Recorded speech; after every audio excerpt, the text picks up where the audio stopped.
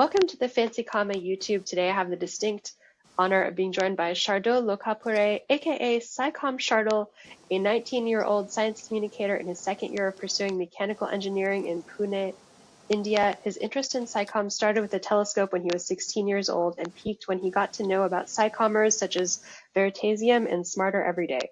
They made him realize anyone could be a SciCommer. In 11th grade, he started FLOS for the love of science, sharing science news and science experiments he did to astrophotography. FLOS is all about sharing knowledge and making everyone realize the true beauty that lies in our nature. It's about being overwhelmed by the beauty of the world. Knowledge, unless applied in real life, is no use, according to SciComm Shardul. FLOS is now a community run by a small team. He's also interned for a SciComm company in India called SciRio. He also loves to build cars with Formula student team. Welcome, SciComm Shardul. Formula Bharat 2024. Yes, So I was part of this this. year's. Yes, I was part of this. So this event was held in Tamil Nadu, Coimbatore, this January, and we came. Our team, college team, came fourth in it all over India. So that was like a very big thing. Congratulations. That's huge to come in number 4 in all of India because Yes, thank you. India has like a lot of really good science because it has, I went to MIT here. I know India Hmm. has IIT, which is like the Yes, MIT yes. of India. So we competed with the IITs. So IITs were in the top first, second, and our college were in the top, like we were the fourth. So we were competing next to them. Yes. So you competed alongside IIT. Fourth is pretty good. Yes, kind of. That's nice. Um, wow. So Hmm. so what exactly do you do for Formula? You just build a car from scratch, or you Uh, soup it up so it can go really fast, or what do you do for Formula student so, team? so this is a Formula student team. So the main aim is to make the safest car, and so of course we are students. We are students, and we are also learning in the process. So no one expects us to the correct, make the right car, I would say, formula based car. So formula itself says formula means being uh, making the car according to the rules. So that's our main aim. So there are a set of rules, and you have to make the car according to it. And there are a lot of scrutinies, like checks, like accumulator check and then mechanical check. If have you made the car according to it, according to the rules? Is it safe to drive? That is the main aim. And of course we don't have wheel to wheel racing because the drivers itself are among us, like they are the students itself. So it's more of like tests, and uh, can your so the whole event is of like 1,000 points, something like that, and you have to score among it. It's divided into sub points. Yes. So it's like if there's a certain thing you do right, then you get certain points for those, Yes. and then do you race the cars together, like Uh, different cars, or no, you no, just no. evaluate them? We evaluate them, and then we have like events like you have to, and there is an endurance event where you have to run the car for 21 kilometer, a track of 21 kilometers. So if you are, so it tells, so it shows about the car that okay, it's ready to run in a ready to run condition, and the team with the least time in that gets more points, something like that. That's a really very complex. Well, Hmm. you're a mechanical engineer, so for you Yes, pursuing. that's not complex. But for me that's Ah. complex. But Hmm. it's like part of mechanical engineering kind of. Because Hmm. I Yes. when I was in MIT, I was a chemical engineer for a couple years, and that was really Oh. fun, but it was also really Hmm. hard. But engineering, like, I guess you actually like equations. I find them really scary. Hmm. Hmm. Equation and working hands on and getting my hands dirty. That's what I love the most. That's a really cool thing about engineering. Hmm. It's also good in Hmm. science. I used to do brain dissections, or like I'd get sheep brains, and me and high school students would dissect sheep brains, and that was really Oh. hands-on and fun. But Cool, there were cool. no equations involved in those, and Hmm.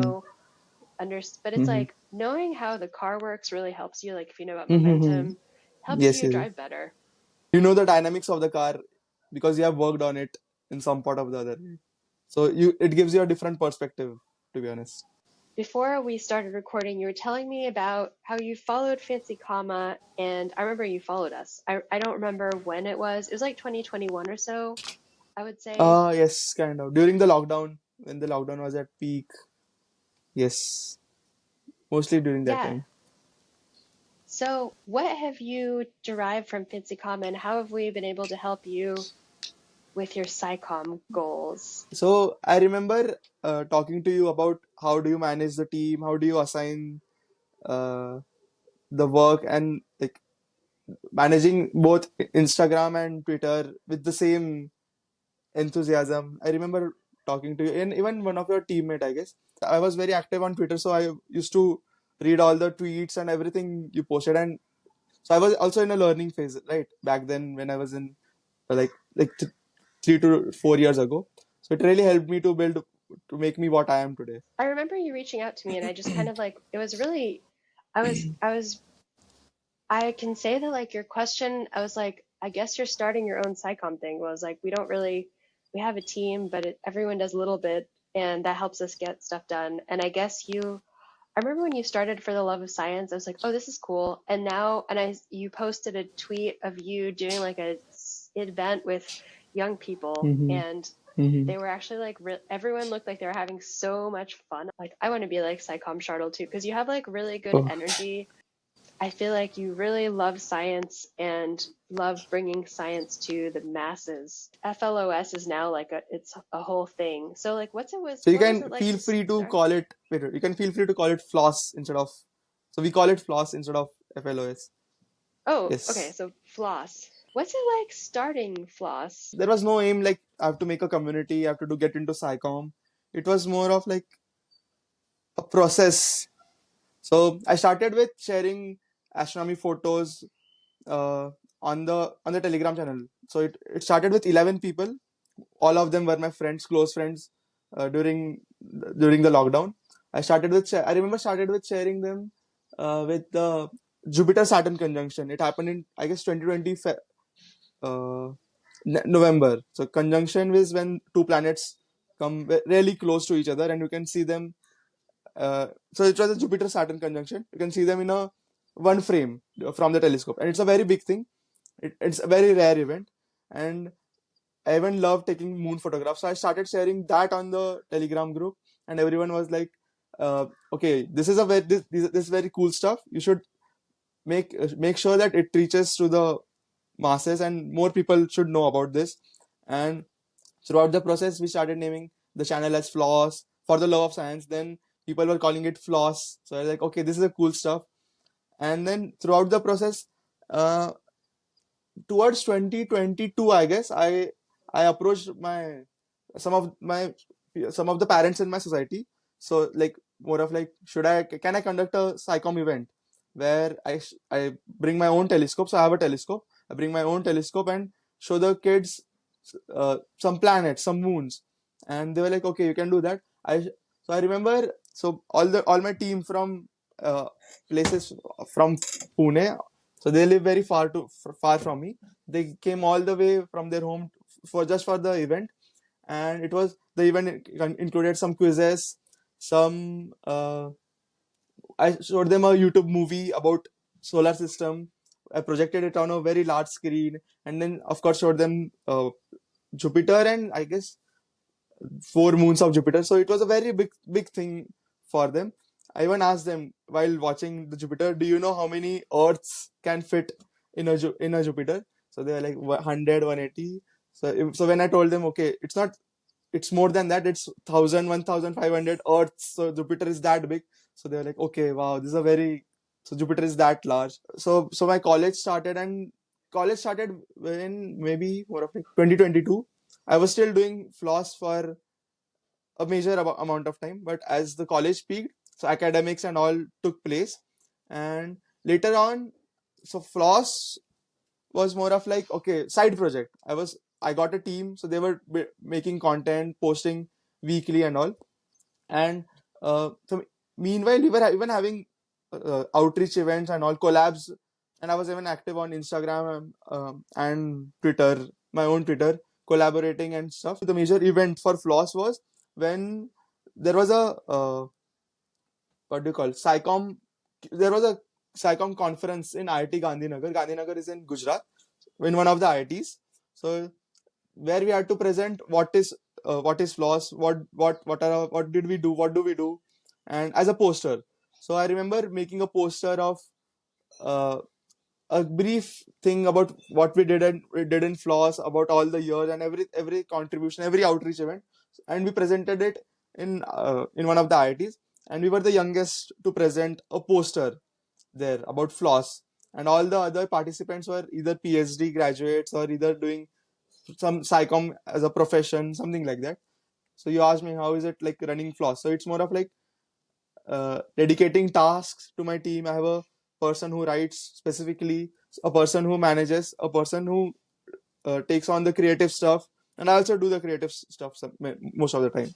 The one thing that helped me most was buying a science communication course. I bought it from SciRio, and the best part was a few months later, I went on to intern for them and writing their own content. So it was like uh, buying their course to helping them marketing and getting their Instagram account, handling their Instagram account, etc. I remember when you asked me like, oh, how do you start like a SciComm company? And then you actually um, you started one and now has like 500 people. So I feel grateful that I was able to Hmm. be part of the ideation process for this, but also like I feel like I just Yes. responded to your DM. You seemed very dedicated Hmm. about starting FLOSS. So you said it's now a community, it's run by a small team. You're an engineer. I don't know if I've talked to many engineers on my YouTube yet. But like Hmm. I know a lot of engineers, but like what are the challenges and opportunities you face as an engineering psychommer? Pursuing some suppose engineering, I find very few people who love science the way I love the enthusiasm, because it kind of feels like they're in for the they're not in for the science of the engineering part, they're in for the engineering part only, because engineering is science is engineering, is not science. Maybe I said it correct. It that science is engineering in that engineering relies on like physics. You have to take Hmm. physics, Yes, it math is is. like all math, but then it doesn't go Hmm. the other way. Yes, Engineering it isn't is. science because engineering is like Hmm. systems thinking. Like I remember I Hmm. learned about systems and Hmm. um the systems aspect was like here's a because I was a chemical engineer, so they draw like a piston and say like here's a piston Hmm. because you're working in Formula One, so you know a piston is part Hmm. of a car, and it's like Yes, it the is. gas is doing this pressure, and then like what's happening with the every then you do the thermodynamics, you like work it out, but Hmm. that doesn't like it has science, like it uses chemistry, physics, but it's not actually science. When I was a kid, um, I went to our local university and I kind of did like what you're doing. And it was like we had an engineering day. So we had an engineering, I think I was in high school, maybe I was in middle school. I don't remember exactly. The engineering thing was cool because we had a thing where we'd like have an egg and we tried to make the egg travel like an egg launch, but we had to like insulate the egg so that Hmm. it wouldn't break when it was like in the air. And then there was like a bridge building contest and we got to go into a wind tunnel and it was like so Oh, cool. And I was like, cool. oh, this is like Yes, it's the really it's coolest cool. part about it was being able to like understand through doing, through physically, like hands on, like It's seeing science yes. in Engineering action. is hands-on science. Yeah. I love Hmm. that about engineering. And that's one thing Hmm. I do like have a love of engineering and of systems thinking, but I'm not good at the equations. I have really bad Hmm. math anxiety, and so that makes Hmm. me I could probably do some engineering, but it's like I really enjoy science and I think I but I'm not an engineer. Like I tried to be an Hmm. engineer and I failed. And I just did another YouTube about talking about how much I failed my exams in engineering and then had to switch to science because I didn't want to. The engineering is so hard. Like it's normal to get a bad grade on your exam, I feel like. But then like Yes.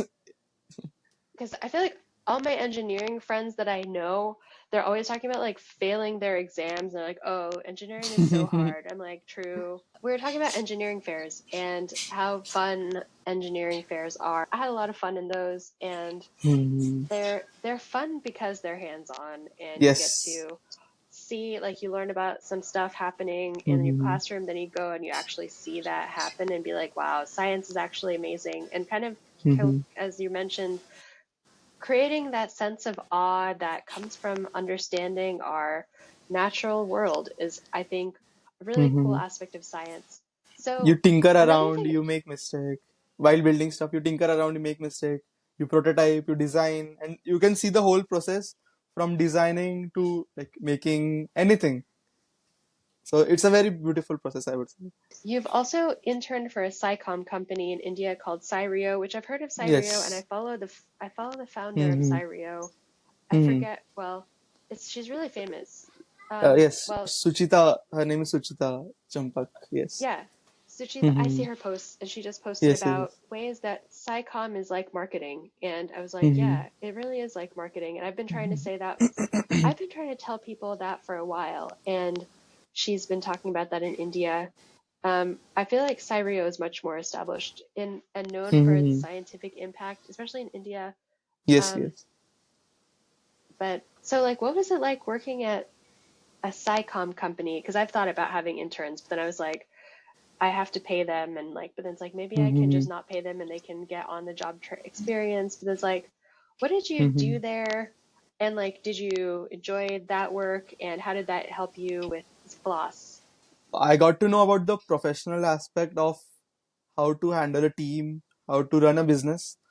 So the main, so my work was to handle their Instagram, handle their Twitter, and the marketing stuff, handling social media and the marketing stuff. So it was fun having meetings late at night. She was very open to, so she knew I was busy in college during the day. So she was very open to having meetings at any time of the day, according to me. And she's so all-rounded. She will have the knowledge of everything. She can do, she runs the company like her on her own. So like her knowledge based on the software she uses, everything is like the I will call her the lone hero of what she does of her business. And the other aspect of learning was, yes, the how to manage a team. So I was there for like 1.5 months, and that was kind of like, people know me like I interned for SciRio. My relationship, my friendship, and all grew very stronger with her because we used to have meetings every day, late in the night, strategize like how we can do any marketing better, how we can do our Instagram better, and even I even ended up designing some posts for them, designing in the same like templates, templates. So they have one segment called Wednesday, some I don't remember, when some vocabulary something. So I was the one who designed the template for them. So kind of fun thing to do in first year of college, something to brag about to your uh, batchmates. Like, okay, see, I did an internship in first year itself. I feel like I just saw a post about her talking about burnout, which I just also did something about burnout as a SciCommer. I can't just do SciComm like 24 hours a day. As much as I love doing SciComm, at some point it's just like you can't do SciComm like every waking moment of your life. Have you struggled with that as a SciComm? Well, you're a college student, so you're like incredibly busy with Hmm. like school and stuff. Yes. So we also have fest and all going in college clubs. Plus, I'm in a club, so I get barely any time for myself. So it's kind of hectic. It's kind of busy, but it's fun. It's fun Yeah, being busy. it's better being busy in Yes. college than not being busy. Yes. I did a lot of stuff in college as well. I did debate. I had a radio show at the radio station. I worked for Oh. newspapers. I um there was a lot of stuff I did, and then I hang out with my friends. Back in my days, so like memes, science meme, they were different than now because I was in college from 2001 to 2005. So if you can imagine what the Oh. internet was like from 2001 to Mm-hmm. 2005, the internet basically had just started. Flash videos were the thing. YouTube with like the immersive 3D experiences and stuff, those didn't exist yet. So like the best Mm-hmm. meme was like just some random cat being like lol cats. And I don't, do you guys have lol cats? Do you guys still I watch don't remember. engineering people? Do you guys still do internet memes? Like memes were it for our MIT engineering people. Mm-hmm. Yes. We do. I feel like you posted some memes and I was like, you know, that's the exact kind of like culture and like vibe that we had as like Mm-hmm. engineer. MIT is mostly engineering mind people, Mm-hmm. and like one of our mascots when it's like the beaver, but also we're also MIT engineers, and so I feel like I was steeped in this like culture of like really like engineering memes where it's like I can't think of like a really good engineering meme right now, but there's some really good ones, and especially math memes as well. Mm-hmm. But yeah. So, and then the other thing you wanted to maybe you can talk about how Twitter has helped you become a SciCommer. You joined, you followed me in like 2021 or so, and um, Twitter has undergone some changes, but it's run Mm-hmm. by, I guess Elon Musk isn't really an engineer, but he runs his several engineering type companies like Mm-hmm. SpaceX and it's Yes. still I still use Twitter a lot. So how do you use Mm-hmm. Twitter to or X, I don't know, to do SciComm? All the people I know from the SciComm community is through Twitter. So Twitter has been the major, what do you call, a backbone in building my SciComm knowledge. So like from meeting Suchita from SciRio to even you, and even collaborating with India Ask why I did the collab. So everything I did was on Twitter. So this is the reason I say a lot to everyone. So you should be on Twitter. You will meet a lot of professional people. And so Instagram is for the fun part of it, but Twitter is for building, networking, making new friends, meeting new people, collaborating. You're based in India. What are the challenges of doing science communication in India? The major challenge I would say is people are still learning what being a science communicator is. So they are still new to, okay, this science communicator is a job. It's not a hobby. So they are still new to this thing. And even after COVID, people are trusting more and more about. People are getting interested more and more about getting into science, watching videos, maybe uh, following people on Instagram accounts who share science knowledge. So it's still growing, but yes, these are the main challenges I would say. Okay, SciRio and is how also did new to this. So SciRio makes content based, especially for SciCommers, and the community in India. It exists, but it's a very small community and still growing. so do you guys do so one thing in India I know is there's a I interviewed, do you know Sandhya Shekhar? She's a she Um, does, oh, what is her podcast called? It's called Nothing is Rocket Science. I'll search for Um, it. she interviewed like different people. She's an optometrist and she did her training in India, but then she moved to the US and did her training here. And now she has this goal of reaching 1 million people through science communication. She did Indian SciComm in regional languages, so like different languages. I forget what Mhm. languages she speaks, but she did it, especially, she used to train optometrists and she trained them in regional languages. So do you guys at FLOS do regional languages or whatever you guys know? You just talk to each other, and is that a strategy that you So the use? content part basically goes in English, and the content on Instagram and all the carousel posts.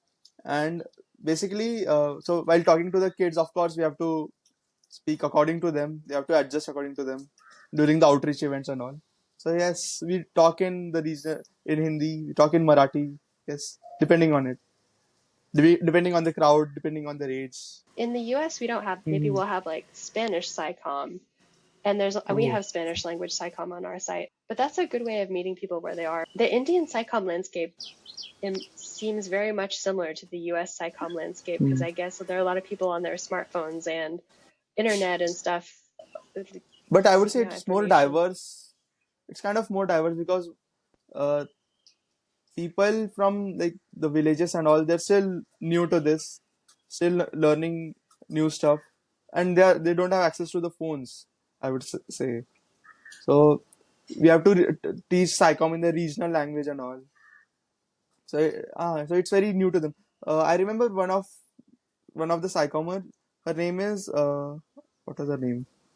She's from ISER Pune. So what they do is they go to uh, I will I'll just search for her name because she's a very cool person.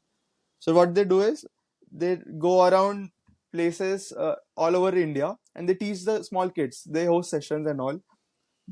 You might know, they host sessions and all for the small kids. They go in very backward colleges, backward schools, and from her stories and or all the things she shares, it's very fun to watch. Okay, so she is doing something for these kids also. They need SciComm more than ever, more than us. Yes. Her name, I don't remember her name. Okay, what was her name? That's okay. If you remember her name, we can link to her in the description box if Yes. you think of it Hmm. after the Sure, sure, sure. chat. So, is there anything you want to tell our viewers about SciComm that you've learned that you want people to know, or anything? SciComm is fun, and everyone is doing SciComm in one or the other way, I would say. And like sharing some facts with maybe your younger sibling, maybe your parents is also SciComm. Sharing some SciComm stories, some historical facts is also SciComm. SciComm is all around us, I would say. We kind of discount these interactions where it's like just talking to everyday people, but it's so important because that's who science is supposed to help. So if they Yes. don't understand it, then um, science Science is can't of really no help you. use. Yes. If it can't reach And that's what masses, you if it can't have a greater impact, it's of no use. Yes. that's such an engineering thing to say because engineering is so applied. And Mm-hmm. uh, there's a number of SciCommers I know that are engineers. There are a lot of mechanical engineers who are now turning into SciComm space, and they're very active There's on Twitter and all. engineering is kind of can be inaccessible. A lot of my feelings of inaccessibility of engineering come from my own anxieties around equations and everything. But I love your applied approach to SciComm, which is much needed because SciComm is very much also very applied like engineering. Thanks for being on our YouTube. Hope you enjoyed this chat as well. Yeah, I had fun. I Yes. had a lot of fun. Maybe we Thanks. can click a photo. Maybe we can do like this. We can do a thumbs up. Yeah. Yes.